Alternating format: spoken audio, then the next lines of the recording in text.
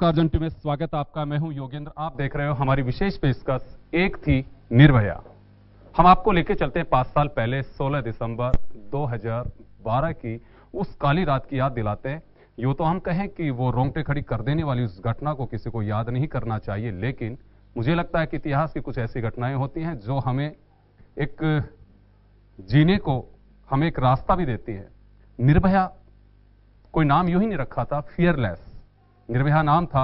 सबने सोच करके रखा था, कोई दामिनी कह रहा था, कोई अलग नाम बता रहा था। इस बीच में एक कोट करना चाहूंगा कि हमारे यहाँ पे रेप विक्टिम का नाम नहीं लिया जाता है एज ए लॉ, लेकिन निर्भया वो निर्भया जिसने ना केवल अपने पेरेंट्स को बल्कि पता नहीं कितनी संख्या में वो पेरेंट्स जो कोई कैंडल लेके खड़ा है, कोई उसके लिए दुआएं कर रहा है, और शायद ऐसा कोई कैपिटल होगा हमारे मुल्क के किसी स्टेट का जिसमें निर्भया को लेकर के कोई सड़कों पे नहीं आया हो। आप और हम में से भी बहुत सारे लोग होंगे कि जो उस वक्त के गवाह बने और सड़कों पे आए। मुझे लगता है कि वो आक्रोश था जो बहुत दिन से हमारे जहन और दिल में दबा हुआ था, जो कभी ये कहा जाता था कि बस अब इससे ज्यादा और नहीं। ये हिंदुस्तान वो मुल्क जिसमें नारी की पूजा की जाती है और कहा जाता है कि अगले जन्म मुझे बेटी ही कीजो, लेकिन ऐसी घटना है ये कहने को मजबूर कर देती है कि अगले जन्म मुझे बेटी ही नहीं कीजो। खैर चलिए, इसी बीच जदोजहद है, लेकिन हम बात करेंगे नॉन पॉलिटिकल। हमारा ये एपिसोड है। हम किसी भी तरह की किसी भी सरकार या उसको कटघरे में नहीं खड़ा करना चाहेंगे, लेकिन हमारे बीच कुछ स्टूडेंट्स भी बैठे हैं, कुछ सोशल एक्टिविस्ट भी बैठे हुए हैं, अलग अलग सेक्टर के लोग भी बैठे हुए हैं। और मैं स्पेशल थैंक्स देना चाहूंगा अनीता बघेल जी हमारे बीच हैं, जो राजस्थान सरकार की महिला एवं बाल विकास राज्य मंत्री हैं। ममता शर्मा जी हमारे बीच हैं, जो former president of national women commission. और सुमन शर्मा जी हमारे साथ हैं, जो राज्य महिला आयोग के अध्यक्ष हैं। और विशेष सहयोग और धन्यवाद अल्पना कटेजा जी का, जो इन्होंने हमें इसके लिए मोटिवेट किया और कहा कि आप इस तरह का कोई प्रोग्राम प्लान करिए ताकि एक की मोटिवेशन मिल सके। आप सबका बहुत बहुत शुक्रिया। मैं सबसे पहले अनीता जी आपके पास में आना चाहूंगा। वो जो घटना हुई उसके बाद आपको लगता है कि हमने कुछ सबक लिया हो? बिल्कुल, ये बात तो ठीक है कि उस घटना से एक बात तो तय हुई कि इस तरह की चीज़ों को अब बर्दाश्त नहीं किया जाएगा और ये सामने आने लगी। पहले तो हमारी जीवनचर्या ऐसी है कि कोई बेटी बोलने से ही कतराती है कि इस तरह की घटना उसके साथ में हुई है, लेकिन निर्भया के होने के बाद में सब लोगों को लगा कि नहीं, यदि इस प्रकार का व्यवहार कोई करता है तो उसको हमें बोलना चाहिए, उसको समाज के सामने लाना चाहिए ताकि ऐसे अपराधी लोग उनको सजा मिल सके और वो समाज से बहिष्कृत हो सके। अक्सर ये सोचा जाता है कि महिला अबला है, बहुत कमजोर है, जो हम घटनाएं कर रहे हैं वो शायद दबा के बैठ जाएगी, किसी को कहेगी नहीं। वही निर्भया है। और निर्भया एक नाम, वो एक कैरेक्टर हम कह सकते हैं, जो अभी बताया अनीता जी ने। वो एक्चुअली बात यही है कि हम कहें दबा के नहीं बैठे, कुछ भी करना पड़े उसका सामना करना पड़े। मुझे लगता है कि इसी तरह की क्रांति हमें वो दर्जा दिलाएगी। चलिए ममता जी, आपको लंबा एक एक्सपीरियंस रहा, आप उस ऑर्गेनाइजेशन से भी जुड़ी रही जिसमें महिलाओं की एक बड़ी उम्मीद की किरण होती है। क्या देखा आपने उस घटना के बाद से? देखिए, जब मैं चेयरपर्सन थी तभी वो घटना घटी और सच पूछिए तो दिल दहलाने वाली घटना थी। वो खुद कुछ बोल भी नहीं पाई। मैं 3 बार उसको हॉस्पिटल देखने भी गई, लेकिन मैंने देखा कि उसकी तड़पन जो है वो बर्दाश्त नहीं होती। और ये कोई मामूली घटना नहीं थी, बड़ी ही जघन्य एक कांड था। लेकिन मैं बहुत शॉर्ट में ये कहना चाहूँगी कि इसमें कोर्ट के जो डिसीजन आए वो बहुत ही स्लो आए। फास्ट ट्रैक कोर्ट्स भी बनी, justice J S Verma committee भी बनी, उसमें हमारे रिकमेंडेशंस भी गए और 99% रिकमेंडेशंस जो है वो उन्होंने माने और बहुत स्ट्रिंजेंट लॉज भी बने। लेकिन मैं ये कहना चाहती हूँ कि जब तक लॉज का इम्प्लीमेंटेशन नहीं होगा, कहीं भी कोई भय, कोई खौफ कहीं भी पैदा नहीं होगा। तो कायदे से ये चाहिए कि जो कानून हम महिलाओं की सुरक्षा के लिए बना रहे हैं उनका इम्प्लीमेंटेशन हो। और मैं अभी अनीता जी से बात ही कर रही थी कि सुमन जी आएंगी तो मैं उनसे कहूँगी कि इन सबको प्रोटेक्ट करने के लिए, इनकी सबकी सिक्योरिटी के लिए हमें पुलिस सेंसिटाइजेशन के प्रोग्राम्स करना बहुत ज़्यादा ज़रूरी है। क्योंकि मैं देखती हूँ कि पुलिस का एक बहुत बड़ा रोल होता है कि वो महिलाओं की सुरक्षा का ध्यान रखे। सरकारों का भी रोल होता है, पुलिस का भी रोल होता है, विमेन एक्टिविस्ट का भी रोल होता है। तो मैं ये कहूँगी कि कम से कम ऐसी घटना के बाद जहाँ कमी आनी चाहिए थी वो कमी नहीं आके बढ़ोतरी हुई। सुमन जी, मैं आपके पास में आना चाहूंगा और जानना चाहूंगा कि आप एवरीडे आप हियरिंग करती हैं, किस तरह के केसेज आते हैं और क्या होता है कि महिला इतनी कमजोर है? कि मैं सीधे तौर पे महिला कमजोर शब्द का इस्तेमाल सही नहीं है जी, मैं इसको खारिज करना चाहूंगी।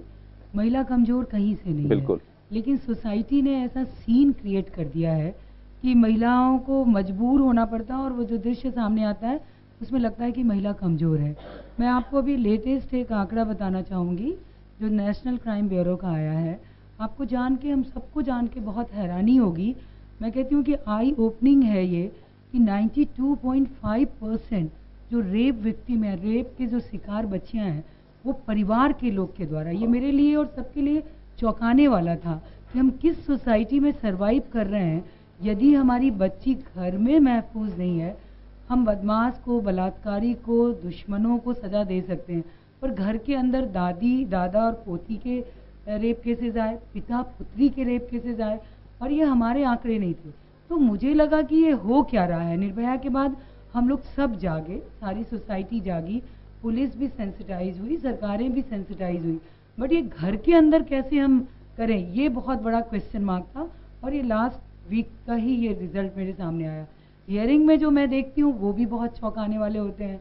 हियरिंग में मेरे पास जो केसेस आते हैं, आप बिलीव नहीं करेंगे, जो रियल केसेस होते हैं जिनके लिए आयोग बना है या जिनके लिए हमें काम करना है, वो केसेस तो हमारे पास बहुत कम पहुंच पाते हैं, या मीडिया ने कोई केस उठा दिया तो वो केसेस आए।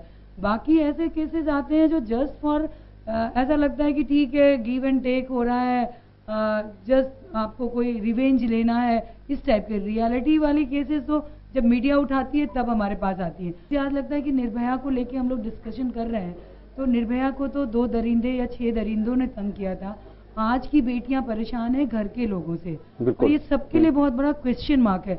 हम गली के बस स्टॉप पे खड़े होते हैं तो कोई हमारे मोहल्ले का ही हमारा हमसफर या हमारा बैचमेट है या हमारे साथ जाने वाला हमें ईव टीज करता है। तो मुझे लगता है कि गर्ल्स को स्पीक अप, आप बोलने की जरूरत है।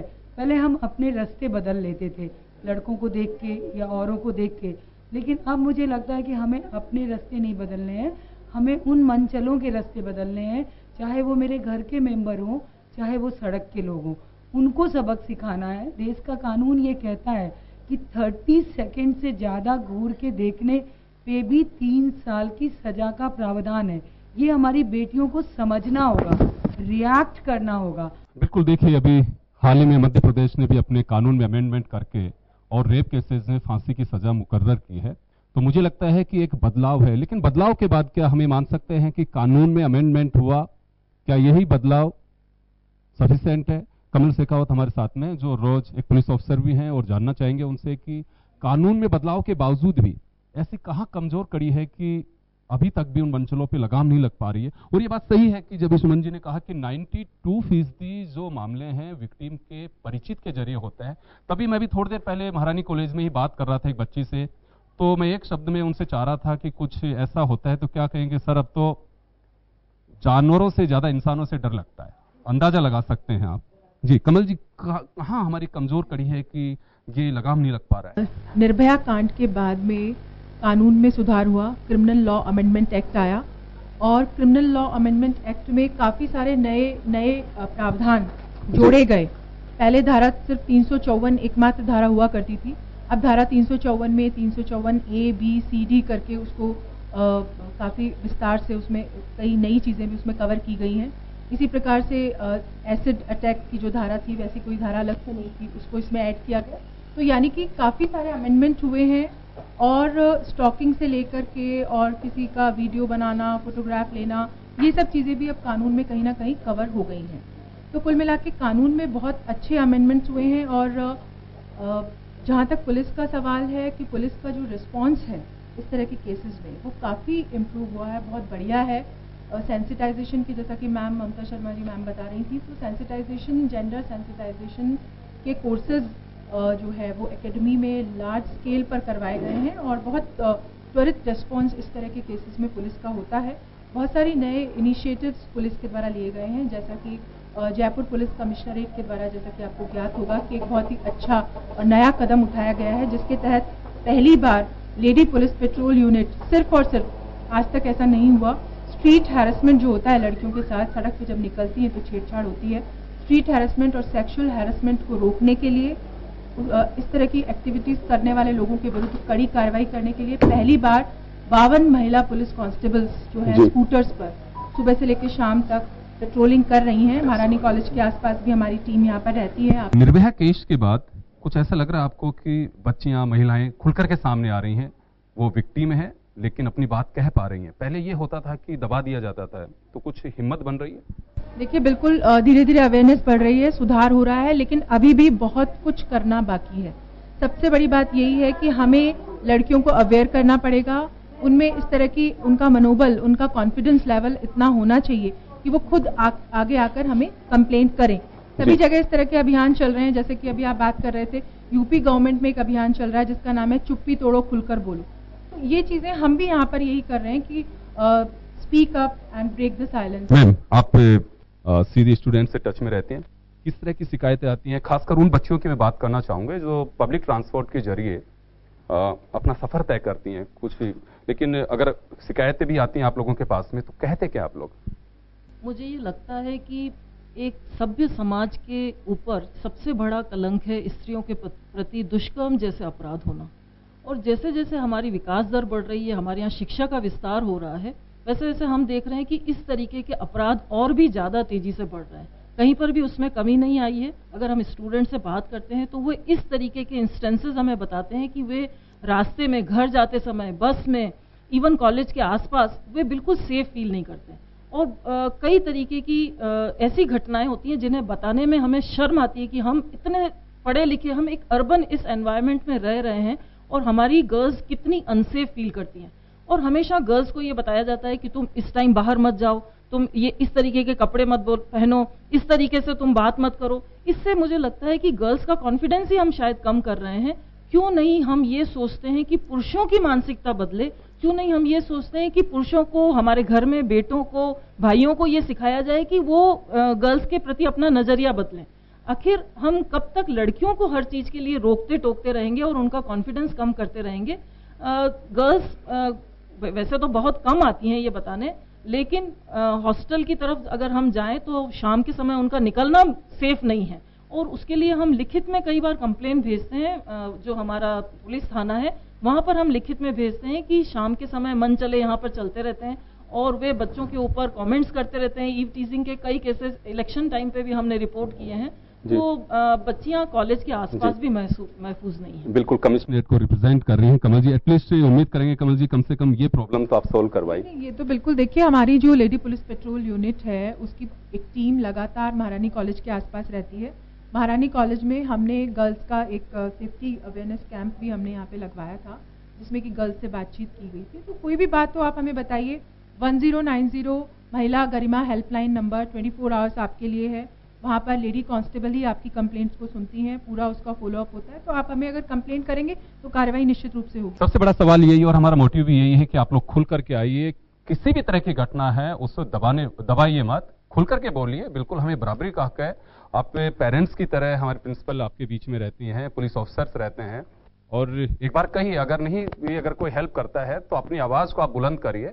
और मुझे लगता है कि स्टूडेंट यूनिटी आप लोगों की स्ट्रेंथ है, आप लोगों की वो वॉइस है, इसे दबने मत दीजिए। आप याद करिए कि उस निर्भया के साथ में जिस तरह का केस हुआ था और उसके बाद जयपुर के स्टैच्यू सर्किल हो, चाहे जंतर मंतर दिल्ली हो, बहुत सारी जगह हैं, वहां पे जिस तरह से स्टूडेंट्स निकल करके सामने आए तो उनकी कोई लीडरशिप नहीं थी, किसके नेतृत्व में हम धरना दे रहे हैं, प्रदर्शन दे रहे हैं, लाठियां खाई। निर्भया का कोई रिलेटिव नहीं था उनमें से, लेकिन वो उस आक्रोश के खिलाफ वो यूनिटी थी जो वास्तव में होनी चाहिए थी। चलिए, हमारे साथ डॉक्टर अनीता गौतम है इस वक्त।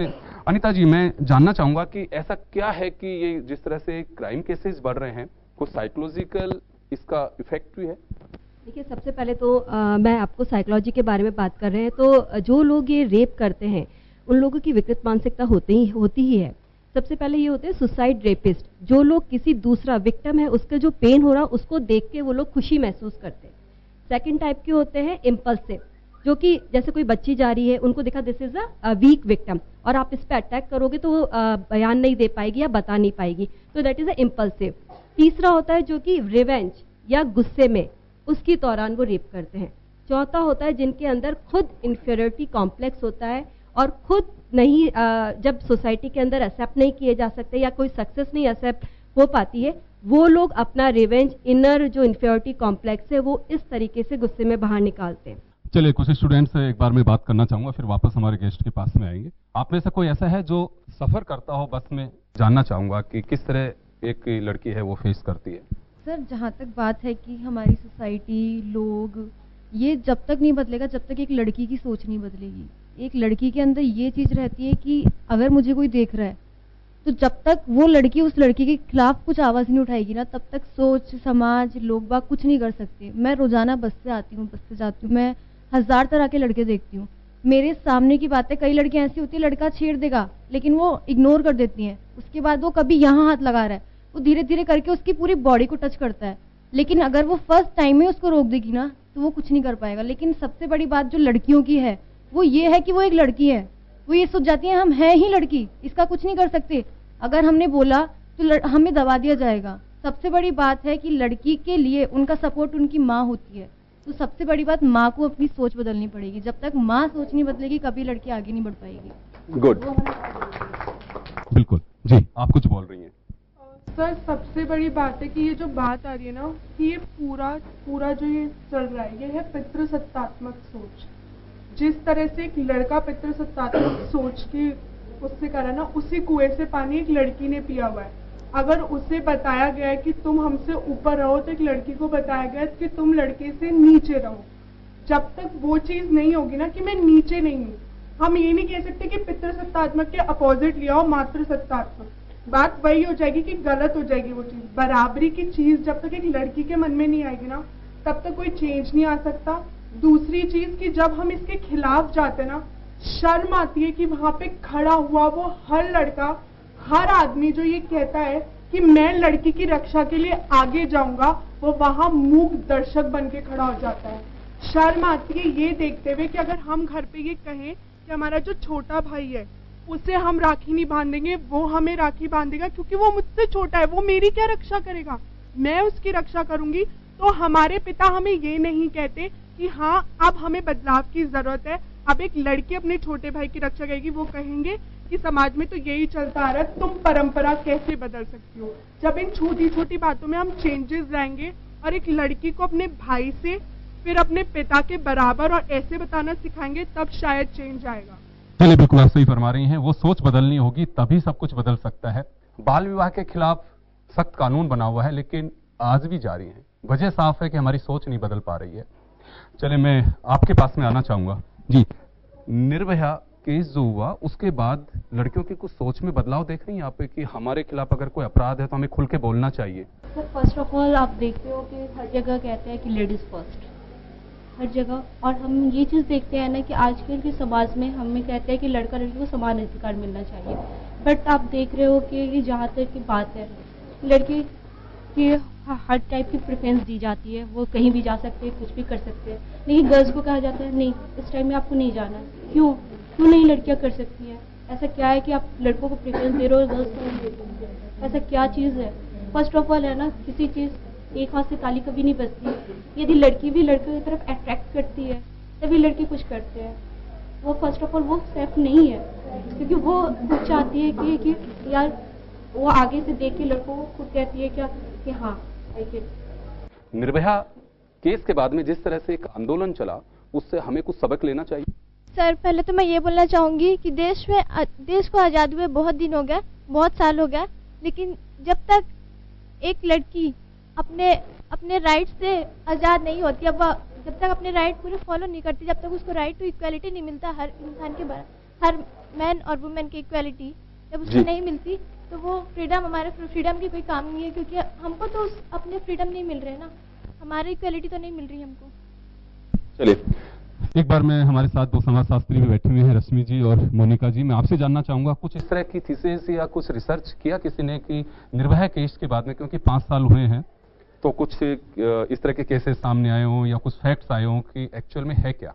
रिलेवेंट क्वेश्चन पूछा है। महारानी कॉलेज में 2012 में जब ये कांड हुआ, उसके पश्चात 2014-15 में हमने अपने ही डिपार्टमेंट में यहाँ के महारानी के स्टूडेंट से ही ये रिसर्च करवाई हैं और डिसर्टेशन में ये तथ्य भी सामने आए, क्योंकि कानून बना दिए गए हैं, ऐसे कमल जी ने बताया, और ये भी बताया गया कि बहुत मंथन और चिंतन इस पर सरकार करती है। लेकिन एक शिक्षाविद और समाजशास्त्र के विद्यार्थी होने के नाते हमारा भी ये कर्तव्य है कि हम विद्यार्थियों को बताएं कि आप किस तरह से इस पॉइंट पे अवेयरनेस ला सकते हैं। हमने एक रिसर्च हमारे डिपार्टमेंट से महारानी कॉलेज के माध्यम से स्टूडेंट से करवाया और उसमें ये निकल के आया कि लॉज हैं और सरकार के जो प्रयास हैं, जो नीतियां हैं, वो तो हैं अपनी जगह, लेकिन अवेयरनेस की कमी इतनी ज्यादा है कि न तो किसी भी स्टूडेंट के पास उस समय, जितने भी कॉलेजेस में हमने ये स्टडी करवाई, उसमें पता लगा कि हेल्पलाइन नंबर किसी के पास भी नहीं था। उसमें यह भी पता लगा कि जो निर्भया कांड के केस के बाद लोगों ने इस पे पढ़ना और सुनना और समझना कि हमारे क्या कर्तव्य हैं, उसकी बात आई। हमने ये भी जानने का प्रयास किया कि फंडामेंटल राइट्स के बारे में महिलाओं को कितना, लड़कियों को कितनी जागरूकता है, तो वो भी बहुत ही निराशाजनक हमारे पास तथ्य सामने आए कि फंडामेंटल राइट्स के बारे में उन्हें नहीं पता है। उससे भी चौंकाने वाला तथ्य ये था कि निर्भया केस के बाद यदि उनके साथ कितने अपराध इस तरह से सेक्सुअल अब्यूज के या इस तरह से ईवटीजिंग के होते हैं, तो उन्होंने कहा हमारे पास होते हैं, और जिन स्टूडेंट से हमने बात करी उसमें भी ये तथ्य सामने आया कि लेकिन हम खुद नहीं कह पाते। रश्मि जी, मैं एक बात जानना चाहूंगा, यहाँ पे अक्सर ये बात आती है सामने कि पहनावा, मीडिया काफी हद तक इस तरह के केसेस के लिए जिम्मेदार हैं, क्या ऐसा होता है? नहीं, ऐसा बिल्कुल नहीं है। अगर पहनावा इस तरह का जिम्मेदार होता तो फिर नाबालिग बच्चियों के साथ में रेप नहीं होता, या 3 महीने की या 6 दिन की बच्ची के साथ में रेप नहीं होता, ऐसा नहीं है। लेकिन मुझे लगता है कि ये तथ्य, ये जो आक्षेप लगाया जाता है, वो उन लोगों द्वारा लगाया जाता है जो कि इसको एक अलग रुख देना चाहते हैं। वो नहीं चाहते कि हम इस पर बात करें कि महिलाएं आगे बढ़ें।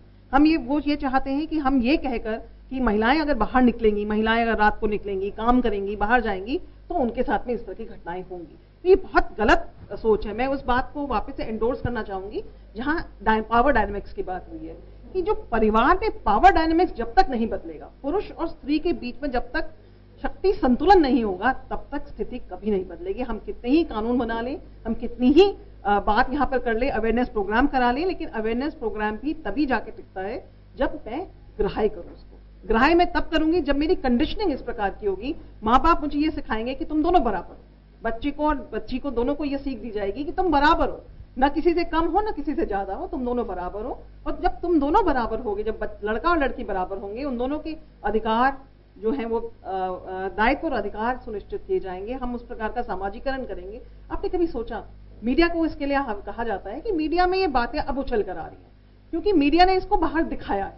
तो हो सकता है कि हमें लग रहा है कि मीडिया की वजह से हो रहा है, पर ऐसा नहीं है। मीडिया इन चीजों को उजागर कर रहा है, तो उसका दोनों फायदा हो रहा है। बिल्कुल, सबसे बड़ी पाठशाला अपनी परिवार होती है। जैसे बच्चियां कह रही भी हैं कि हमें हमारे पेरेंट्स से ही, ये बात सही है कि अब वो वक्त आ गया है कि अपने घर से ही बच्चों को जागरूक करने की पहल की जानी चाहिए कि व्हाट गुड बैड दोनों के बारे में बताना होगा। ये मैं इस बात से सहमत हूं आप लोगों की से कि अब वो फर्क बांटना चाहिए कि ये लड़का है, ये लड़की, ये लेट क्यों आ रहा है, ये लेट क्यों जा रहा है। एक सिक्योरिटी पर्पस अलग हो सकता है, बट हमें लगता है कि अब लड़का लड़की का कोई भेद होना भी नहीं चाहिए।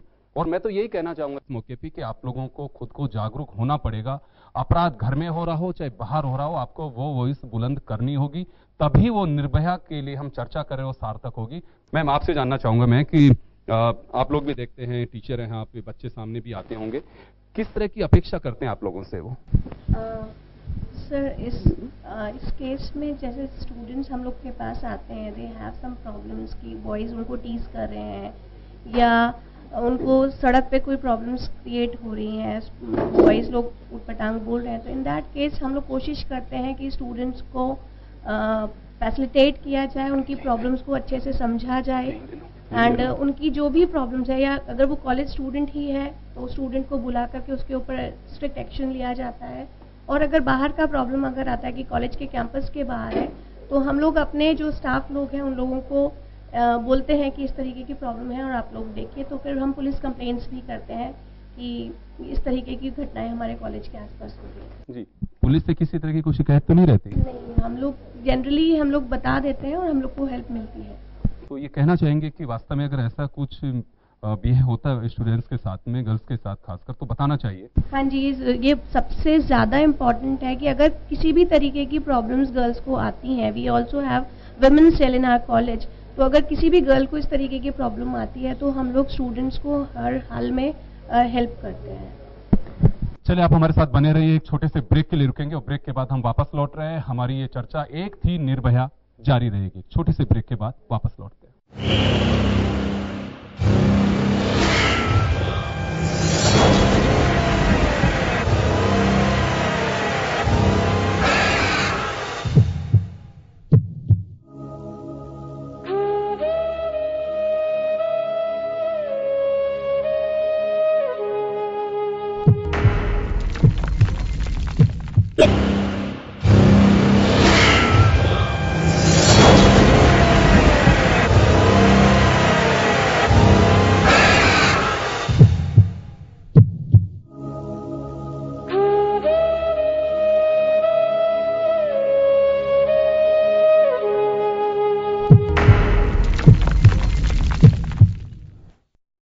ब्रेक के बाद एक बार फिर आपका स्वागत है। आप देख रहे हैं हमारी विशेष पेशकश एक थी निर्भया। हम बात कर रहे हैं 16 दिसंबर 2012 की उस घटना की जिसने पूरे देश को झकझोर तो दिया ही था, लेकिन सड़कों पे निकलने के लिए मजबूर भी कर दिया था कि अब बस, इससे ज्यादा नहीं। एक बार हम आगे बढ़ते हैं और हम फिर चर्चा करेंगे। हमारे साथ जीनत जो पत्रकार हैं, उनसे मैं बात करना चाहूँ। जीनत, क्या देख रही हैं आप इस घटना के बाद? कुछ बदलाव देख रही हैं? योगेश जी, बिल्कुल भी बदलाव नहीं आया है। मैं आपको 3 उदाहरण गिनाती हूँ, एक हवा का, एक ज़मीन का और एक और उदाहरण। कल जो एक एक्ट्रेस है ज़ाहिरा वसीम, उसके साथ हवाई जहाज़ में छेड़छाड़ हुई और उसने अपना वीडियो रोते हुए अपलोड किया। दूसरा जो उदाहरण है वो आज का है कि आज 10 साल की एक बच्ची के एक छोटा बच्चा पैदा हुआ। आप देखिए कि उसको किस कदर तकलीफ हो रही है, वो खुद एक बच्ची है। और जहाँ तक हम आकर्षण का बात की अभी किसी ने कि लड़कियाँ अपने आप को इस तरह सस्ती संवारती हैं कि लड़के उनकी तरफ आकर्षित हों, तो ये बिल्कुल एक बकवास बात है। एक 10 साल की बच्ची लड़की को कैसे आकर्षित करेगी? और ये सोचने वाली बात है कि जो खुद बच्ची है वो एक बच्चे का पालन पोषण कैसे करेगी। और बदलाव तो बिल्कुल भी नहीं आया है। अगर हम ये देखें तो दिल्ली की जो रेप की जो रेट है वो 35.2% बढ़ गई है। इसका मतलब ये है कि कानून का कोई इम्प्लीमेंटेशन नहीं हो पाया है। कानून काफी सख्त भी किया गया, डिमांड थी इसकी, कानून काफी सख्त किया गया। कहाँ सख्ती हुई होती तो आप देखिए, मैं पुलिस स्टेशन की बात बता रही थी। मेरा तीसरा उदाहरण है, अभी कुछ दिन पहले एक महिला कांस्टेबल जो यहीं के एक थाने में काम करती थी, उनकी बेटी जो मेस में काम करती थी, उसके साथ वहीं पर किसी कांस्टेबल ने रैप किया और वो रोती तड़पती रही, लेकिन उसकी FIR दर्ज नहीं की गई। मीडिया ने क्वेश्चन उठाया, उसके बाद उसकी FIR दर्ज की गई। तो जब पुलिस थानों में ये हाल है तो आम समाज में क्या हाल होगा? और एक बात मैं और कहना चाहूंगी कि लड़की जो है वो अपने घर से बहुत कुछ सीखते हैं, तो ये उनकी माओं को चाहिए कि वो उन्हें ये बताएं कि रैप जो है वो जो दुष्कर्म है वो बहुत बुरी घटना होती है। मीनल, आपके पास आऊंगा। एक बात निकल करके आ रही है कि जुडिशियल स्तर पे बहुत स्लो है प्रोसीजर, तो कई बार ये बात सही है। मैंने कई ऐसे विक्टिम्स को देखा है जो लास्ट में कंप्रोमाइज करना उचित समझते हैं। कितने साल से हम भटकते फिर रहे हैं, कोई इसका सॉल्यूशन तो है नहीं, तो इससे बढ़िया है कि हम घर बैठे ज़्यादा ठीक हैं। आपको लगता है कि फास्ट ट्रैक अदालतें आनी चाहिए? निर्भया फंड में जो कहा गया था 3100 करोड़ रुपए उसके लिए मुकर्रर भी किया गया था, वो फंड भी बहुत CCTV कैमरे लगेंगे, कुछ और अवेयरनेस के लिए भी बात थी। 90% बजट उसका रखा हुआ है। आपको लगता है कि फास्ट ट्रैक होने चाहिए अब? जी, मेरे ख्याल से fast track courts right now are very important. अब प्रॉब्लम क्या हो चुकी है, हमारा जो कोर्ट है वो ऐसे सिस्टम पे चलता है, हमारी जो कोर्ट की मूर्ति है, इंसाफ की मूर्ति, उसकी आंख पे पट्टी लगी होती है। उसकी आंख पे पट्टी लगी होती है, उसका कारण ये होता है क्योंकि कहा जाता है कि जो भी उनके सामने आएगा वो बिना सोचे समझे उसके बारे में डिसीजन लिया जाएगा, एंड दैट इज व्हाट जो हमारे जजेस हैं वो करते हैं। इसलिए एक रीज़न इसलिए भी होता है कि जब भी हमारे सामने कोई भी ऐसे केसेस आते हैं, निर्भया जैसे या रेप केसेस आते हैं, तो उसमें काम करने में, उसमें डिसीजन लेने में थोड़ा टाइम लग जाता है। इसी वजह से क्योंकि माना जाता है कि जो भी हो रहा है पहले उसे पूरा इवैल्यूएट करा जाए, क्या सच है क्या सच नहीं है, क्या हुआ था क्या नहीं हुआ था, और फिर उसके बाद डिसीजन दिया जाए। जैसा कि हमने देखा है कि निर्भया केस के बाद डिसीजन जो लॉ है उसमें काफी सारे चेंजेस आए, काफी सारे अमेंडमेंट्स आए। जुवेनाइल एक्ट जो है उसमें अमेंडमेंट आया, जुवेनाइल एक्ट के बाद क्रिमिनल एक्ट जो है उसमें अमेंडमेंट आया, जो पहले जो आजकल पहले के टाइम पे नहीं माना जाता था, स्टॉकिंग, उसके बाद छेड़छाड़ करना, ये सारी चीजें, इन सारी चीजों को भी इन सारी चीजों को भी डाला गया है as a provision and as a criminal act माना गया है। एंड उसके बाद जुवेनाइल एक्ट में जो पहले 18 साल की एज थी उसे कम करके 16 साल कर दिया गया है। छोटा सा सवाल है मेरा, यहाँ आपके फील्ड की भी मैं बात करना चाहूंगा। कुछ ऐसे विक्टिम्स आते हैं कि जो बिल्कुल एक जिद के साथ आते हो कि नहीं, मुझे उस जिसने भी ये घिनौना कृत्य किया उसे सजाए मौत या जो भी फैसला है वहां तक पहुंचा के मैं रहूंगी। कई बार कंप्रोमाइज की कोशिश भी की जाती है। देखिए, ऐसी फील्ड में क्या होता है, ऐसे लोग आते हैं। आज अगर किसी के साथ बुरा हुआ होएगा तो उसके अंदर भी एक रिवेंज की, उसके अंदर भी एक रिवेंज की भावना होती है। But at the same time कहा जाए कि जरूरी नहीं होता है कि वो सारे विक्टिम्स जो हैं वो सही भी हों। कुछ ऐसे भी केसेस होते हैं जो आपके सामने आते हैं जो प्रॉपर नहीं होते हैं। आज जैसे कहा जा रहा है कि बहुत सारे लोग आगे बढ़ के आ रहे हैं, आवाज उठा रहे हैं, उसमें से कुछ लोग ऐसे भी हैं जो आगे आ रहे हैं जो सिर्फ अपनी रिवेंज की भावनाओं के लिए आवाज उठाते हैं। अलका जी, आपके पास में आना चाहूंगा मैं। कुछ अवेयरनेस दिख रहा है उस केस के बाद समाज में, महिलाओं में। निर्भया कांड हुआ, सबसे पहले तो मीडिया को मुबारक कि उन्होंने सबके सामने लाए। आज नहीं तो इतनी अवेयरनेस नहीं होती about this kind of victim. और फर्क तो पड़ा है, कुछ लोगों में हिम्मत जागी है ये सोच के कि शायद समाज हमारा साथ दे, जिस तरह के निर्भया का साथ दिया। बहुत सारे केसेस सामने आने लगे हैं, लेकिन फिर भी अभी 80-90% केसेस रिकॉर्ड नहीं होते, रिपोर्ट नहीं होते। घर में भी, जैसा कि सुमन जी ने बोला, घर में भी ये सब काम होते हैं और घर के बाहर तो होते ही होते हैं। हम लोगों को सच में अपने समाज में बदलाव लाने के लिए अपनी महिलाओं को घर से इस चीज के लिए अवेयर करना, स्ट्रॉन्ग करना बहुत जरूरी है। उनमें माइंडसेट चेंज करना जरूरी है। आदमियों का तो करना ही चाहिए। और जब ये काउंसलिंग हम करना चाहते हैं, लेडीज की नहीं, माओं की नहीं खाली करें, हम साथ में फादर और बेटे को भी बैठाएं और भाई को भी बैठाएं, तो साथ में बेटर है कि उनको भी पता चले कि ऐसा होना। सबसे बड़ी चीज उसके बाद मैं ये सोचती हूँ कि जस्टिस होना बहुत जरूरी है। इमीडिएट उसको सबके सामने सरेआम फांसी लगानी चाहिए, उसके हाथ पैर काट दिए जाने चाहिए। एक के साथ आप ऐसा करके सोचिए, देखिए आप लाखों लोग बिल्कुल लड़के बिल्कुल डरेंगे अगर ऐसा करते हुए कि सबके सामने। तो हमारे को एक फास्ट ट्रैक पनिशमेंट स्ट्रॉन्ग करने की जरूरत है और इसके लिए जैसे। और रही बात कि हम लड़कियों को, हमारी महिलाओं को, स्पेशली इंडियन महिलाओं को अपने राइट्स के बारे में जानकारी ही नहीं है। पिछले दिनों भी, कुछ दिन पहले भी कुछ डिफेंस के सोल्जर्स थे, कुछ बच्चियों को तंग कर रहे थे, उन्होंने उनके पेरेंट्स को बोला, एफ डाला। रेल मंत्रालय को तो एक्शन हुआ। जायरा वसीम का भी जो अभी जीनत ने जिक्र किया वो भी कुछ इसी तरह का था। एक अवेयरनेस की मुझे लग रहा है कमी है, अभी की कमी है, हिम्मत की कमी है, कॉन्फिडेंस की कमी है। तो हमें कॉन्फिडेंस होना। जायरा वसीम वाला केस तो है ही है, तो आप सड़क पे छोड़िए, हवाई जहाज में जब ये काम हो रहा है तो कहीं पे भी हो सकता है। आप इन्फ्लुएंस की बात देखिए तो चंडीगढ़ वाला केस सबको याद है कि आईएएस की डॉटर के साथ रात को काम करके घर आ रही थी। दिल्ली में अभी एक जुडिशियल जज थी, उन्हीं के साथ में भी घटना, जो शायद किसी कैब वाला था वो। तो कैब वाली तो ये बहुत कॉमन हो गई।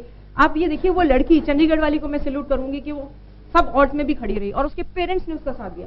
तो हम लोगों को चाहिए कि हम अगर गलत नहीं है तो हम क्यों दबें, हम क्यों डरें, हम में क्या कमी है, हम ऊपर नहीं है, हम नीचे भी नहीं है, हम इक्वल है। इसलिए आपके पास में आना चाहूंगा कि सजा का प्रावधान है और सख्त सजा, सजाए मौत है, उससे बड़ी क्या सजा हो सकती है? क्या वास्तव में सजा से कुछ बदलाव हो सकता है? बिल्कुल, सजा से तो बहुत बदलाव हो सकता है। अगर जैसे आज फास्ट ट्रैक कोर्ट बनाया, आज फास्ट ट्रैक कोर्ट में 1,10,000 केस पेंडिंग है फास्ट ट्रैक कोर्ट में, तो क्या फायदा है फास्ट ट्रैक कोर्ट का? आज अगर किसी के साथ कुछ बुरा हो जाता है और वो फाइनेंशियली स्टेबल भी नहीं है, तो वो कैसे अपनी बात को आगे रखेगी? वकीलों को भी कैसे पैसे देगी वो? इमीडिएट अगर सजा मिले, इमीडिएट सजा मिले, अवेयरनेस होए कि हाँ, जैसे 1090 के बारे में आज मुझे भी आज ही पता चला है। ये कोई अवेयरनेस ही नहीं है किसी के पास में कि ऐसी आप ऐसे फोन कॉल कर सकते हैं या महिला कांस्टेबल है। सबसे बड़ी बात है सोशल टैबू। आज आप 100 नंबर पे फोन करते हुए सबके हाथ कांपते हैं, जबकि खुद की गलती नहीं है, बट सबके हाथ कांपते हैं। क्यों? ऐसा क्यों लगता है? अरे घर पे पुलिस आ जाएगी, आस पड़ोस किसको मालूम कि आपने गलत किया है या आप सही हैं? वो तो अपने पूरे यूनिफॉर्म में घर पे पुलिस आ जाएगी, आपको ले जाएंगे वहां से बात करने। आपकी तो बुराई हो गई पूरी जगह। उसके अलावा विक्टिम कार्ड, भाई जिसके साथ बुरा हुआ है नाम उसी का उछलता है। Everybody blames the victim. BBC की ये पूरी डॉक्यूमेंट्री आई थी, एवरीबडी ब्लेम्स मी, सब मुझे ही दोषी मानते हैं। आज कितने लोगों को मालूम है कि निर्भया के साथ जो हुआ, उसके साथ जिसने वो किया, उनके नाम क्या हैं, उनके परिवार कौन है, वो कहाँ से आए हैं? मीडिया उनके बारे में क्यों नहीं बात करती? उनके बारे में बताओ ना, जो मर्डरर है उसके बारे में बताओ ना, वो कौन है? जिसके साथ बलात्कार हुआ उसका नाम क्यों हमें सबको मालूम है? जिसने किया उसका नाम उछालो, उसकी पूरी फैमिली का नाम उछालो, उसको उस पोजीशन पे खड़ा कर दो कि वो सोशल बॉयकॉट हो जाए, ना कि विक्टिम। यहाँ तो किसी के साथ बुरा हो जाता है, एक तो विक्टिम ही बॉयकॉट हो जाता है। आज किसी के साथ बुरा होता है, कोई आवाज उठाने के लिए तैयार ही नहीं है। सबसे पहले बोल देते हैं लड़कियां चुप ही ठीक रहती हैं, लड़कियां चुप ही ठीक रहती हैं। अब माएँ क्या सिखाएंगी लड़कियों को? माएँ की खुद की आवाज नहीं है। लड़कियों को तो सब चीज सिखाते हैं कि तुम्हें तो परफेक्ट होना है, बिकॉज तुम्हें ससुराल जाना है, जाने कैसा ससुराल मिल जाए, जाने कैसी सास मिल जाए। और लड़कों को कुछ नहीं, ये तो गुंडा है, ये तो छोरा है, वो कुछ भी करे तो राजा बाबू है, तालियां बजा के। वो बच्चा बचपन से क्या सीख रहा है, शुरू से क्या सीख रहा है कि मैं मेरी बहन से ऊपर हूं। अगर मार्केट भी जाना है, अरे अपनी बहन को ले जा, उसको काम है, मैं मेरी बहन से ऊपर हूं। मैम आपके पास में आना चाहूंगा, कुछ बदलाव देख रहे हैं आप इस घटना के बाद से? इस घटना के बाद से सर बदलाव तो कुछ ऐसा खास बदलाव नहीं हुआ है कि बहुत ज़्यादा ऐसा बदलाव हो गया हो कि समाज में बच्चों का आना जाना, ये सिक्योरिटी के लिए बहुत कुछ चेंजेस हो गए हों, ऐसा कुछ भी लगता नहीं है। लेकिन जैसे आजकल ये बच्चे बस में जाते हैं, किसी टाइम में हम भी जाते थे, ऐसे ही बस में सफ़र करते थे। जो कमेंट्स पहले पास होते थे वैसे ही आज इन बच्चों के साथ भी होते हैं। कई बच्चे होते हैं बोल्ड होते हैं जो उन चीज़ों को फेस करते हैं और जवाब देते हैं, और कई बच्चे ऐसे होते हैं कि उन चीज़ों को पी लेते हैं कि नहीं अगर हम इनको जवाब देंगे तो ये हमें और उल्टा कुछ बोलेंगे। लेकिन अभी टाइम ऐसा है कि बच्चों को बोल्ड होना पड़ेगा, अपनी लड़ाई खुद लड़नी पड़ेगी। आप लोग हमारे साथ सुमन जी हैं, ममता जी हैं, अनीता जी हैं, कमल जी हैं। कुछ आपके मन में अगर ऐसा कुछ है कि हम लोग झिझक है, हम जानना चाहते हैं कि ऐसा क्यों होता है, हम लोग कुछ आप लोग चाहेंगे? जी अपना नाम भी बताते चले। मेरा नाम अरुंधति शर्मा है।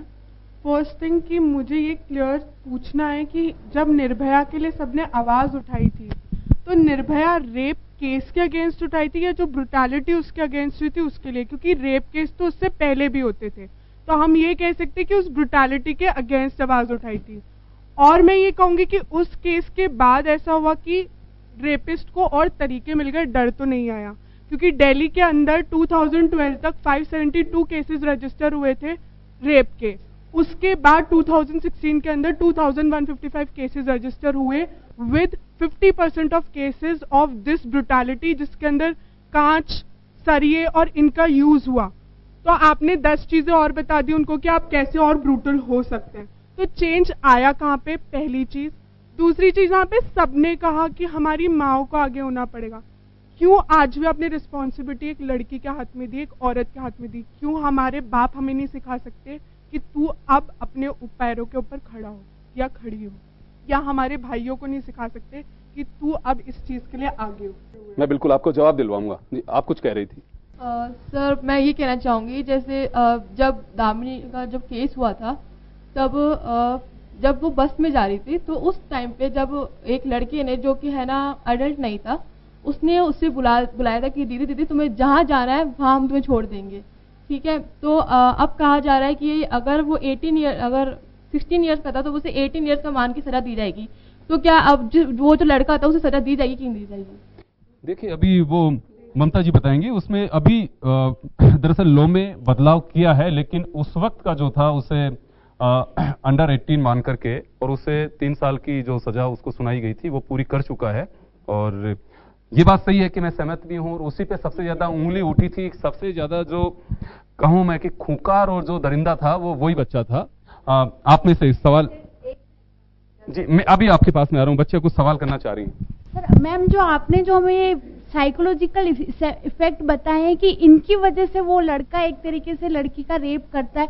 तो मैं ये पूछना चाहती हूँ कि हम जो ये साइकोलॉजिकल एस्पेक्ट है इनको हम कैसे चेंज कर सकते हैं एक तरीके से। बिल्कुल फैमिली का अगर सपोर्ट होगा, फैमिली में वैसे उनको पालन पोषण मिलेगा तो वो सुधरेगा, पर एक तरीके से साइकोलॉजिकल ही एक तरीके से इसके ऊपर क्या हो सकता है। जी चलिए, मैं आपका भी जवाब एक साथ दिलवाऊंगा।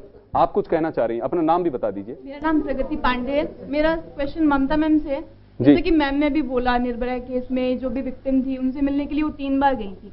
कोई भी छोटा केस होता है जिसको मीडिया में इतना ज्यादा नहीं उछाला जाता है या जिसके लिए इतने आंदोलन नहीं होते हैं, तो क्या आप उन विक्टिम से भी मिलने जाती हैं? बिल्कुल, मैं आ रहा हूँ, आपके एक साथ में मैं जवाब लूंगा।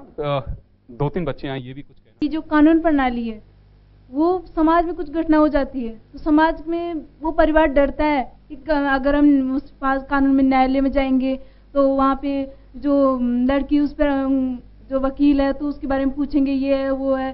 तो मैं इससे पूछना चाहती हूँ कि मतलब किस तरह से एक कानून प्रणाली को और इजीली बना सकते हैं, किस तरह से समाज में भय नहीं हो कि भाई न्यायालय थोड़ा उनके प्रति सेंसिटिव। गुड, आप भी कुछ कह रहे हैं। मेरा क्वेश्चन सबसे है, पूरी सोसाइटी से, कि उनकी थिंकिंग क्यों इतनी गलत है। अगर लड़की के साथ लड़का होता है तो लड़की कैरेक्टरलेस होती है, अगर लड़के के साथ 5-6 लड़कियां तो लड़का भाई स्वट है, बहुत डोन लड़का है, इतना सुंदर स्मार्ट। ऐसा क्यों? एक लड़की के साथ अगर उसका फ्रेंड है तो आ रही कैरेक्टरलेस है, क्या करती है, क्यों आ रही है, इसके साथ क्यों घूम रही है, क्यों? क्या लड़की के फ्रेंड नहीं हो सकते? थिंकिंग बदलने वाली बात है। अगर आप थिंकिंग बदलोगे तो हमारा काफी इस समय सुधार हो सकता है। एक मेरा छोटा सा सवाल आप लोगों से है कि जो घटना हुई थी उस वक्त और उसके बाद जो लड़कियां, महिलाएं, लोग, पेरेंट्स सब निकल करके बाहर आए थे, अभी किसी के साथ अगर कोई, आप कोई बस में जा रही हैं, आपके किसी कुलीग के साथ में या कहें कि कोई दूसरी बच्ची उसके साथ किसी तरह की घटना होती है तो आप लोग कुछ उसकी हेल्प करते हैं? क्या, किस तरह की हेल्प करते हैं? सर आई विल, मैं उसको बोल दूं डायरेक्टली कि तो उसके खिलाफ आवाज तो उठाए, क्योंकि मैं खुद जाती हूँ, मैं खुद डेली रूटीन से रहना ट्रैवल कर रही हूँ, बस मैं यहाँ पर आई हूँ जब से, और मेरे साथ मेरी फ्रेंड्स भी जाती है। मेरी एक फ्रेंड के साथ ऐसा हुआ, उसने बोला ही नहीं, अगर वो बोल देती तो वहाँ पे चुप हो जाती। Next day same timing same boy उसी लड़की के साथ वापस वही हुआ। नेक्स्ट टाइम उसने नहीं बोला बट लेकिन मैंने उसके लिए बोल दिया। हमारे यहाँ हेल्पलाइन है, पुलिस व्यवस्था, आप लोग शिकायत क्यों नहीं करते? ही नहीं है ना, उसको बच्ची को बताया ही नहीं जाता स्टार्टिंग से, उसके पास नॉलेज ही नहीं है। लीगल अवेयरनेस तब बनाएगा जब उसको पता चलेगा, उसको लीगल नॉलेज ही नहीं है। स्टार्टिंग से स्कूल्स में मैथमेटिक्स पढ़ाई जाती है, साइंस पढ़ाई जाती है, पर लीगल बताई नहीं जाती है। उसको उसकी नॉलेज मिलेगी जब तो उसको पता चलेगा उसके पास राइट्स इतने सारे हैं। 90% राइट्स गर्ल्स के फेवर में होते हैं और 10% राइट्स बॉयज के फेवर में, बट वो 5% भी यूज नहीं कर पाती बिकॉज उसको उस बारे में कुछ पता ही नहीं है। आपके पास आना चाहूंगा मैं, कभी अगर किसी को घटना का सामना करना पड़े तो सबसे पहले क्या किया जाना चाहिए?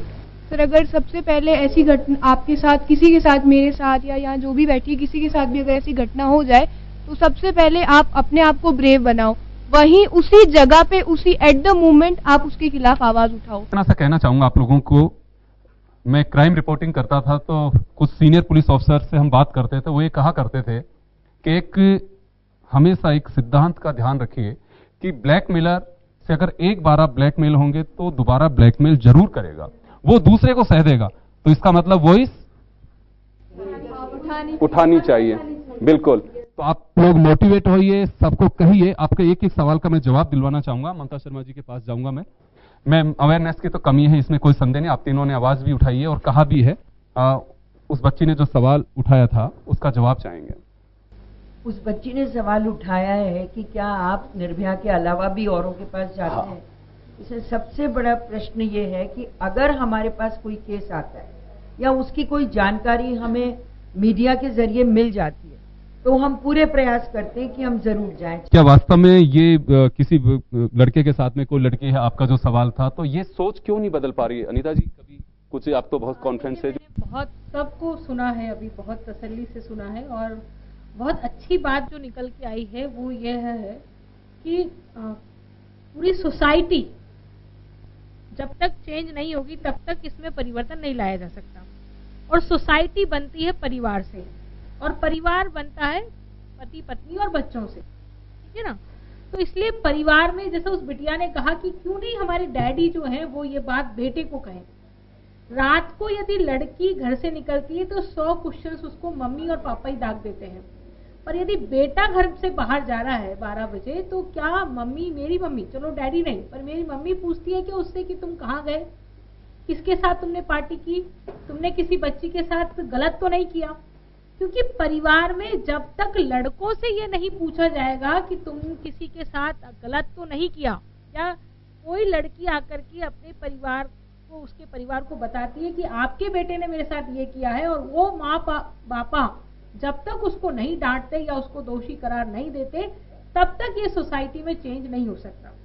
आप हर घर के सामने, हर चौराहे पे किसी पुलिस को खड़ा नहीं कर सकते, हर परिवार के अंदर एक पुलिस ऑफिसर नहीं लगा सकते, पर इतना जरूर कर सकते हैं कि परिवार में, अभी ये मैडम ने जो बात कही, मैं 100% आपकी बात से सहमत हूँ कि लड़कियों के साथ बचपन से, पैदा होते से ही जो व्यवहार होता है और लड़कों के साथ जो व्यवहार होता है, वो व्यवहार धीरे धीरे अपने परिवार में ही सीखता है। वो जिसको हम संस्कार कहते हैं, वो धीरे धीरे अपने परिवार में सीखते सीखते इतना वो परिपक्व हो जाता है उन संस्कारों से कि जब वो घर के बाहर दखल रखता है या सड़क पर जाता है, तो उसको वो व्यवहार करने में बहुत अटपटा सा महसूस नहीं होता, गलती महसूस नहीं होती, उसको एहसास नहीं होता कि मैं गलत कर रहा हूँ। सुमन जी, आपके पास आना चाहूंगा। ये आपने सुना, बच्चियां बैठी हुई हैं, बिल्कुल हम सिंबॉलिक हैं, बट एक आवाज हमारी आगे तक पहुंच सकती है।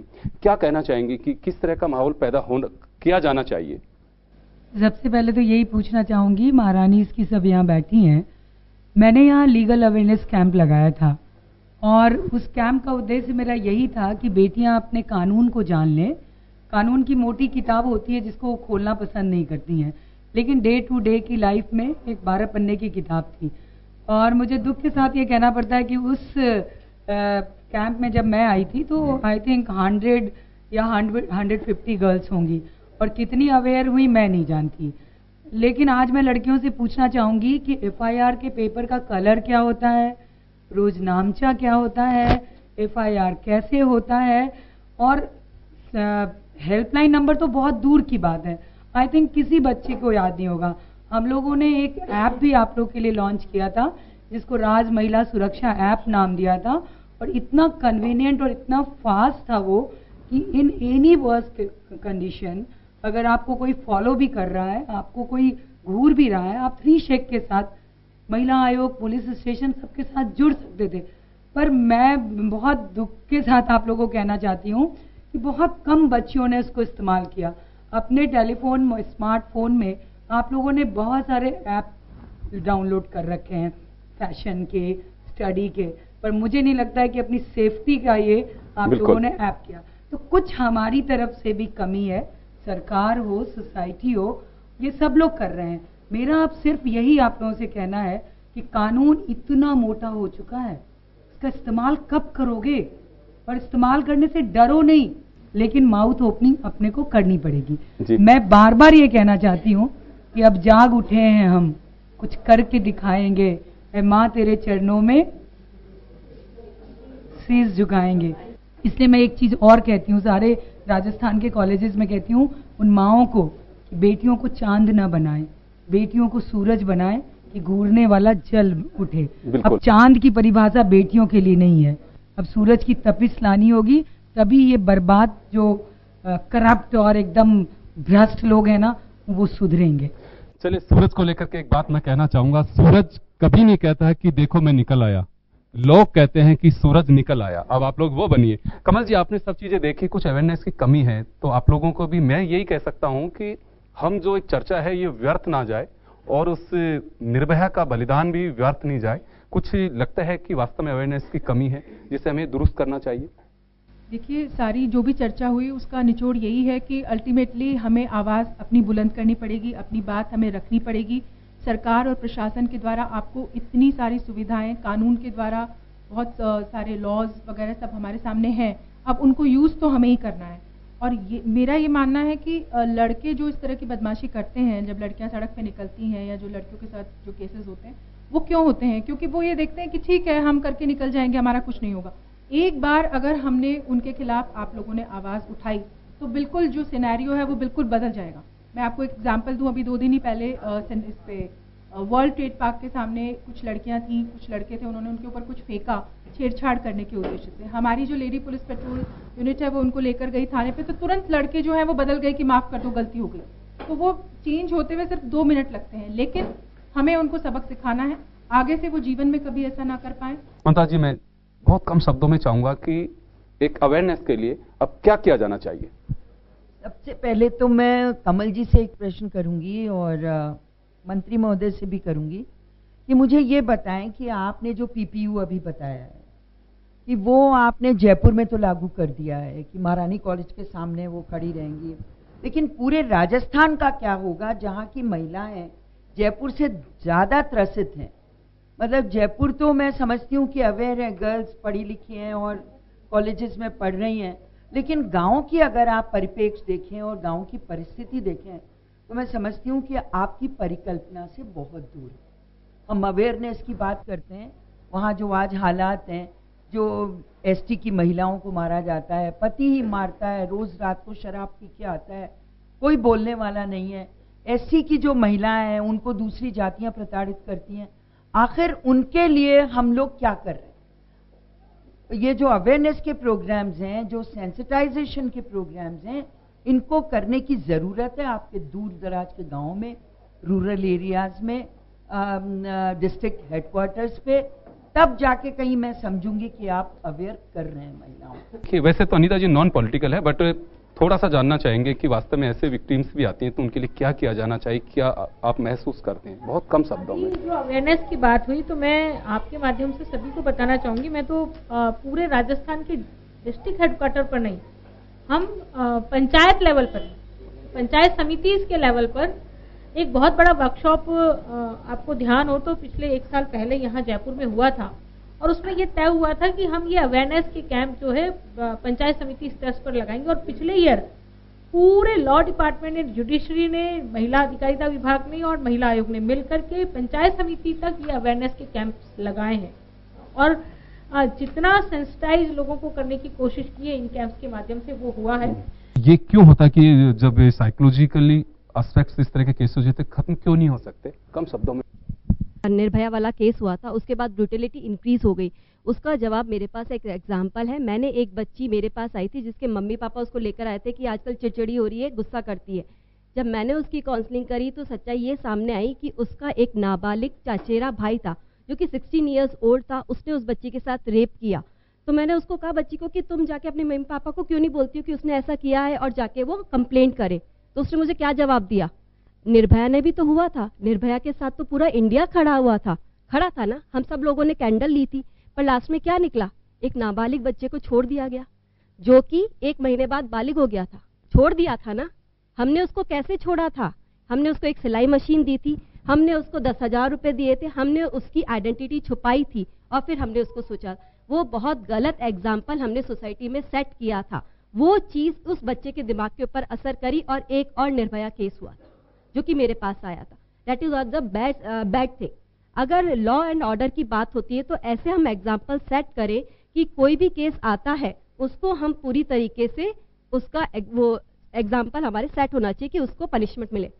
जीनत, मैं 30 सेकंड में आपकी बात चाहूंगा क्योंकि बहुत समय कम है हमारे पास। छोड़ दीजिए। कुछ बच्चे उन मुलजिम के नाम जानना चाह रहे थे। तो जो पहला मुलजिम था उसका नाम था राम सिंह, जिसने ट्रायल के दौरान खुदकुशी कर ली थी। एक था जी मुकेश सिंह, फिर है विनय शर्मा, फिर है पवन गुप्ता, अक्षय ठाकुर, और जो लास्ट था विक्टिम उसका जीनत जी हमें स्क्रीन पे भी दिखा रहे हैं, ये स्क्रीन पे भी हम दिखा रहे हैं जी। और अफरोज जुवेनल जो है वो अफरोज था, सबसे ज्यादा उस लड़की पर जुल्म ढाए थे जी। अलका जी, मैं 30 सेकंड में बात चाहूंगा कि हम इतने डिस्कस कर रहे हैं कि वास्तव में अब क्या क्या जाना चाहिए, बच्चों को किस तरह का मैसेज देंगे? बहुत ही कम शब्दों में।